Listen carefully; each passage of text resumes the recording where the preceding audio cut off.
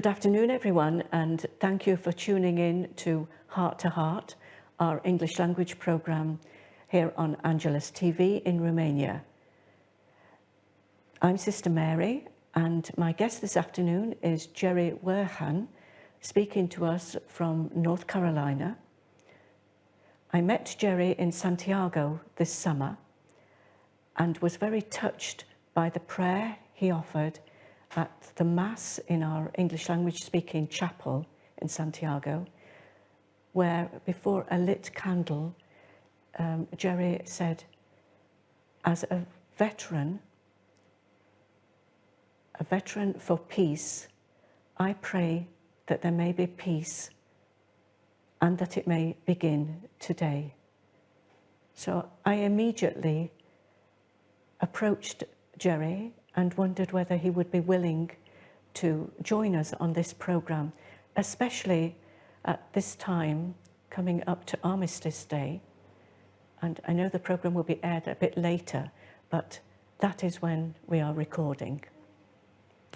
So Jerry, you are very, very welcome, and thank you for taking time out, especially at this time when I know you are involved in many organizations, to speak to us here on Angelus TV.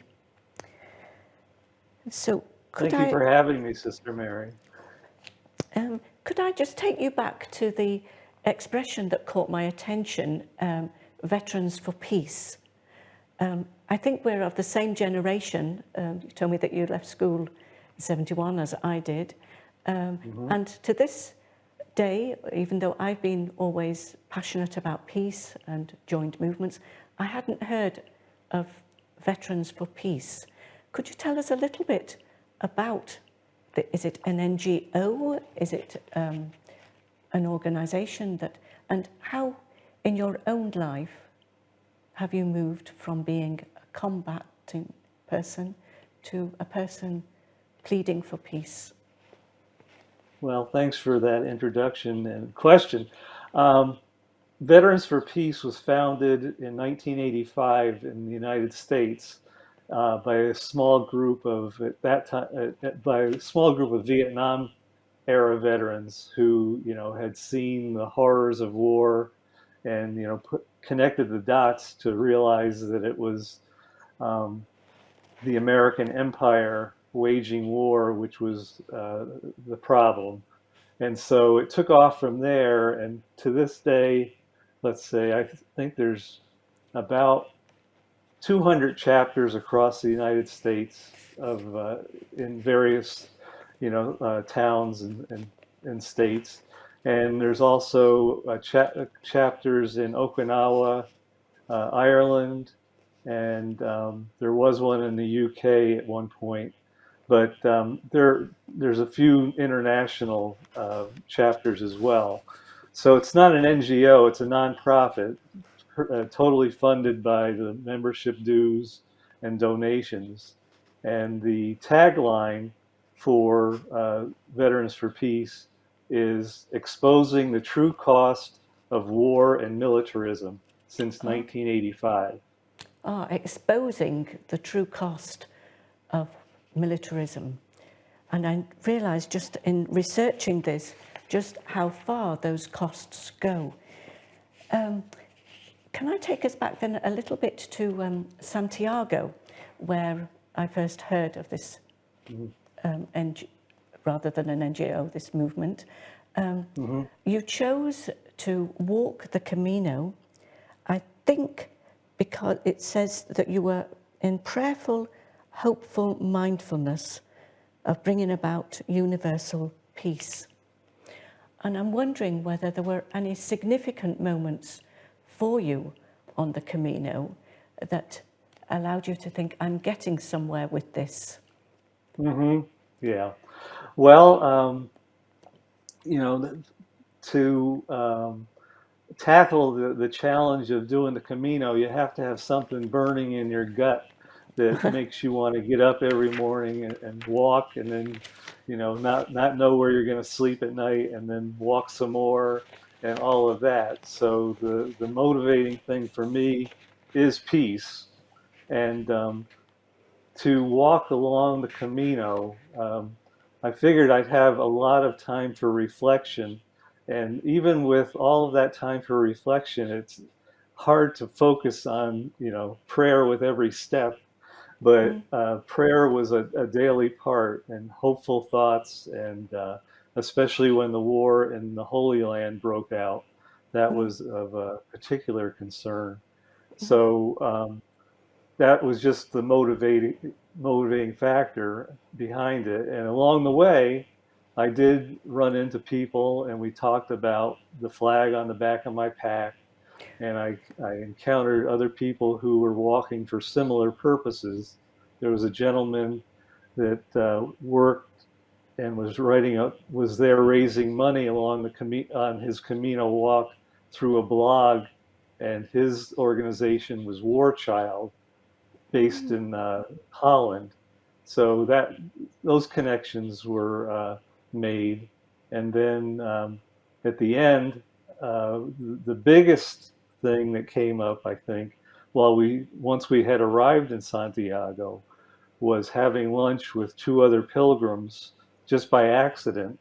And one of the observations made by one of them was that it would be wonderful if every world leader, every governmental leader, was required to walk the Camino without a security detail, just carrying their stuff on their backs like everybody else, and interacting with people from all around the world, that may set them on the path to working together for peace. Wonderful idea. And maybe, do you think it could come to pass already? I know that in some countries, don't they subsidize young people? I think in Korea, there are projects a bit like, maybe I can compare it with Erasmus here, or where young people are encouraged to walk the Camino to learn something about life. What would it be like if our world leaders would really experience the equality that basically we're all the same? Basically, nobody wants their father or son to be killed untimely. Nobody wants innocent civilians to suffer. What would it Well, take? I don't know what it would take. I mean, in these times, politically, of course, I'm closest to the political strife and disorganization and everything else in the United States, the inability of our government to get much of anything done except waging war. We can wage war with, the best of them or the worst of them. But beyond that, to try to encourage the kind of interaction that would maybe even eliminate the tendency to want to go to war. I don't know if you could legislate that, but it would certainly be a noble goal. And one of the things I noticed when I did walk along the Camino is that there was virtually no national flags Ah, uh, displayed by any other pilgrim. So, I mean, you could walk up behind somebody and assume maybe they were from, uh, South Africa, as an example. And they weren't. I mean, you couldn't tell who you were going to strike up a conversation with or where that conversation was going to go. And so that was one of the things that struck me was, we all walk out there as equals, uh, just knowing that it's just a fellow human being, and a person. There's no boundaries. There's no artificial boundaries of flags or anything else to keep you from developing a relationship. And invariably, those relationships are ones of peace and humility, and just striving to meet the needs of meet the spirit of the Camino. yes. And the spirit of the Camino is so Christian, isn't it? I mean, for people who aren't familiar with it, the pilgrims are walking towards the shrine of St. James, which is what Santiago means, St. Hmm. James. Yes. And everybody, I think, comments on the experience of being accepted for who one is. One doesn't know whether in the albergue you're having lunch with the Prime Minister of a country or somewhere, or, Right. or with a homeless person who is actually Certainly. living on the Camino. I have met somebody Oh. who had become homeless and was walking and staying, living on what kind people are leaving behind.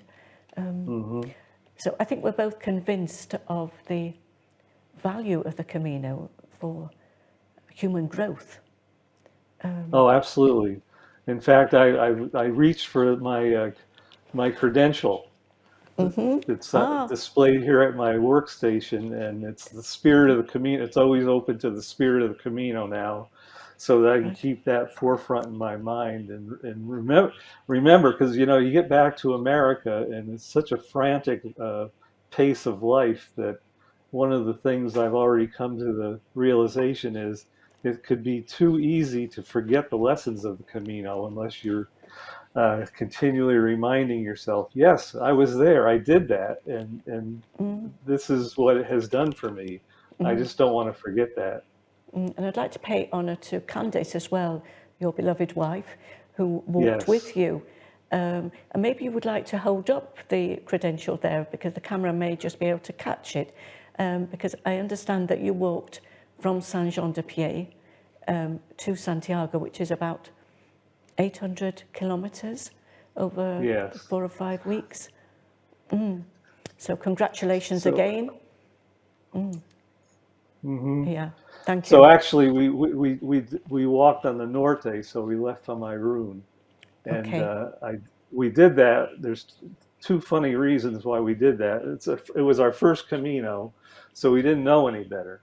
But the Norte is especially isolated and difficult, and I did it because I didn't want to be in big crowds, which happen on the Francis route. But I also, Candace is very enamored of ocean water, and we spent much of our walking time within sight of the Bay of Biscay, which was very satisfying for her, especially. Satisfying and consoling, I imagine. Yes. Another of your interests is in the campaign to lay down guns, which I suppose follows on from, or is a development of the desire for peace. And it reminded me when I read about this, that Saint Ignatius, who is patron and the founder of Ignatian spirituality, once laid down his sword when he was pondering in Montserrat. I don't know if you got a chance to go there, but before the statue of Our Lady, he laid down his sword as though he was laying down his defences. So your commitment to spreading the word about leaving down guns, can you tell us a little bit about Sure. what prompted that?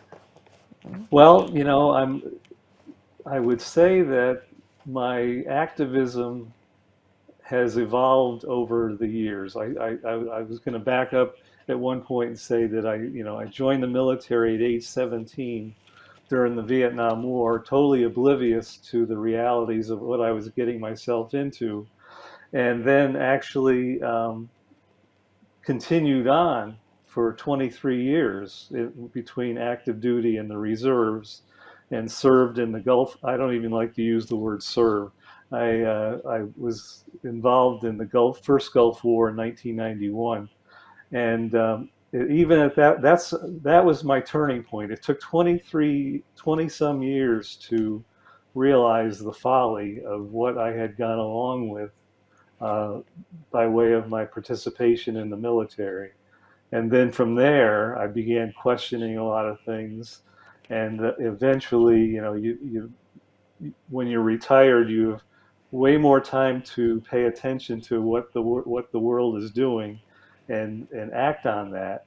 And then I realized the shotgun that I had under my couch was a symptom of the problem, in that, somebody who ostensibly was peace loving like myself was keeping a weapon for some reason I couldn't really put my finger on. Mm. So that's when our church, our United Church of Christ congregation, held a firearms surrender weekend, and Mm. I decided there's no need to have this weapon in my house, and Mm-hmm. took it in. And by the way, I didn't accept the gift card. I let them keep the gift card. But the way that was run was you would bring your weapon. It would be, certified as being safe, and they would actually cut it into three pieces on a metal saw to make sure it was never going to be used as a weapon again. Again. And then the blacksmiths that do this business, they melt them down and create works of art with them that they sell to continue funding their efforts. What a wonderful response. And I think Yes. Theo, who's working on this program, would be fascinated because he's very artistic and creative.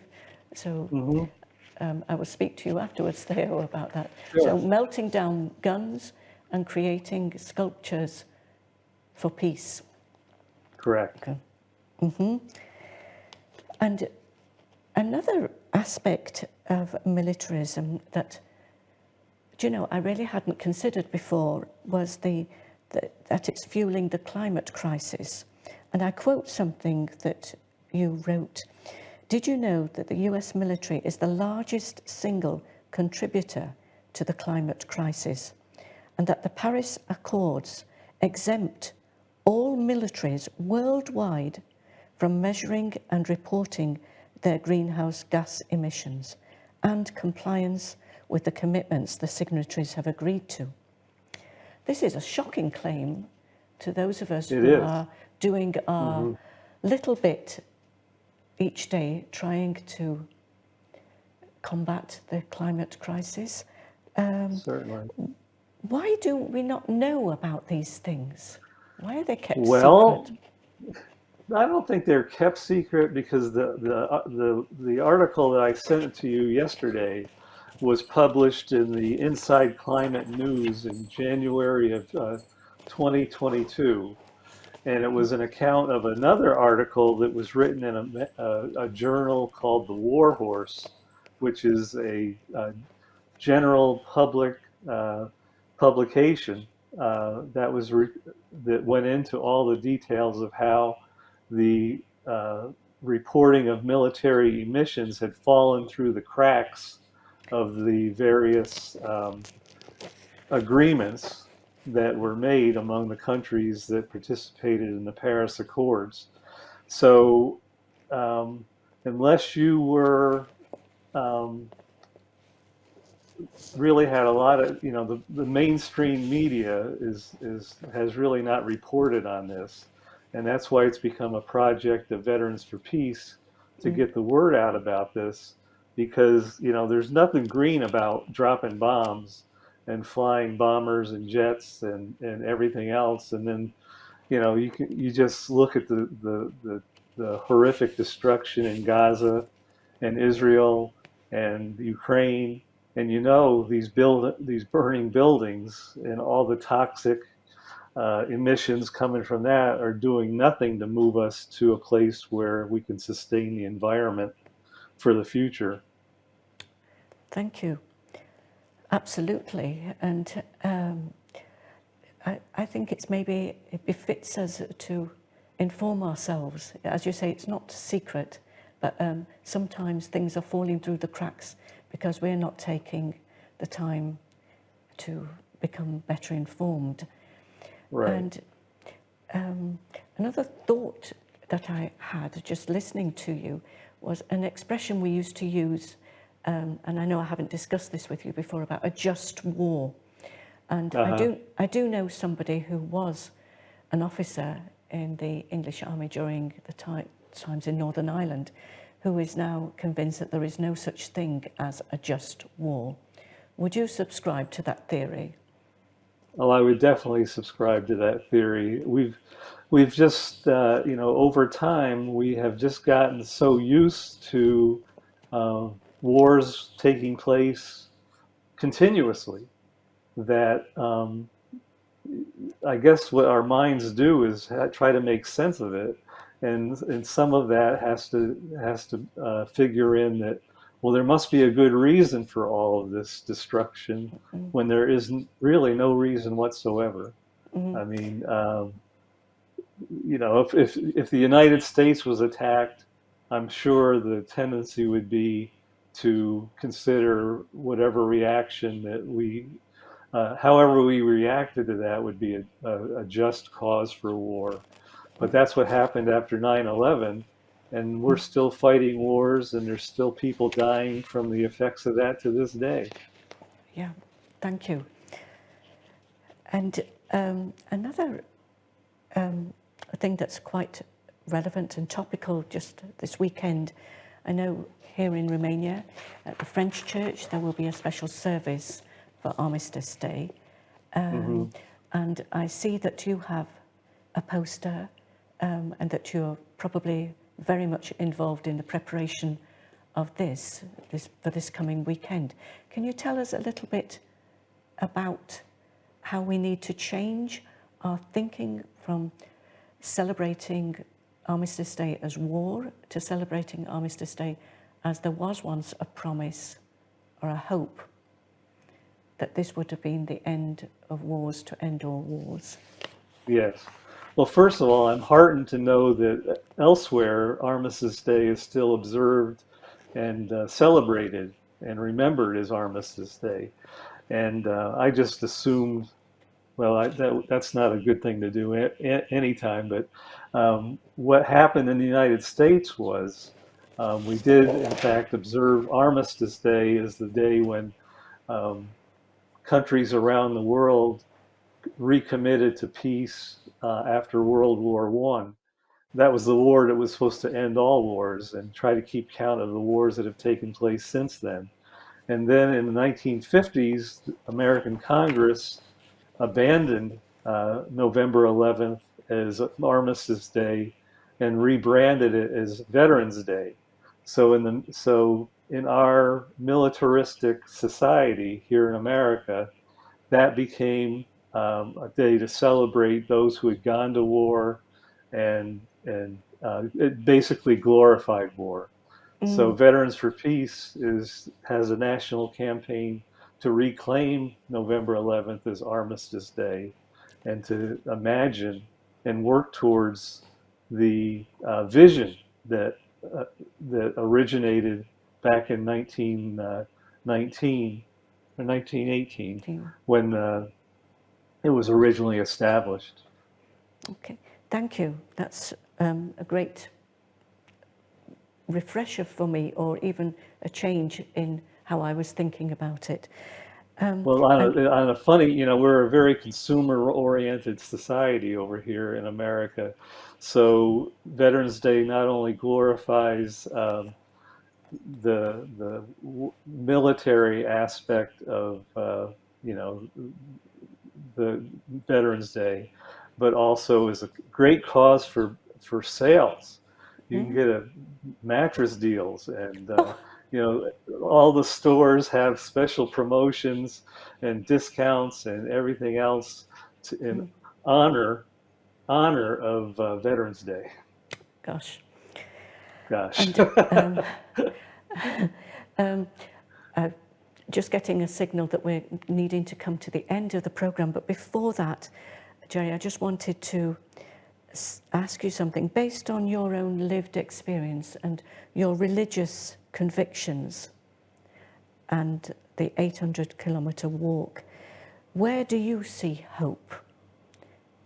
And what do you think our viewers could do to spread this philosophy of peace?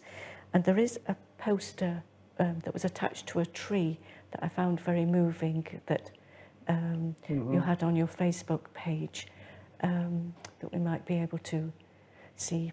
Oh, yes. What is your hope?